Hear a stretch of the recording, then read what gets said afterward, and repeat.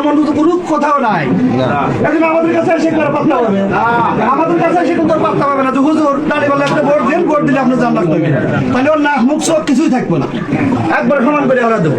কারণ এই বাংলাদেশে 95% লোক হলো মুসলমান, এই বাংলাদেশে 95% লোক হলো মুসলমান। তুমি কোরআনের দোহাই দেওয়া করছে আর এটাকে আমরা মেনে নেবো দেখি? এটা না, এটা হবে না। এই জন্য আমরা সচেতন আমাদের থাকতে হবে।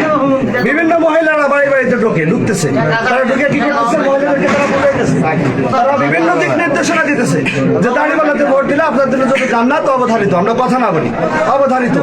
এইগুলো লোক আপনারা ধরবেন, যাদের বাড়িতে ঢোকে মা বোনদেরকে বলে দিবেন। বাত ব্যথা, প্যারালাইসিস কিংবা আর্থ্রাইটিস, আধুনিক ফিজিওথেরাপি ও পুনর্বাসন চিকিৎসায় নির্ভরযোগ্য নাম ডিপিআরসি।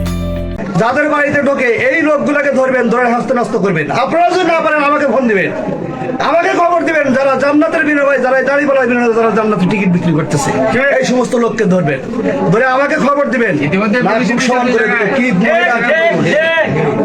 আমার কথা আল্লাহ রাসূল, আল্লাহ রাব্বুল আলামিন কি বলছেন? আমি কিন্তু কোরআনের আয়াত দিয়ে আপনাদের বুঝাইয়া দিলাম, জান্নাত অত সহজ না। দাঁড়িপাল্লার ভোট দিলে যদি জান্নাত পাওয়া যেত তাহলে আমরাও দিতাম।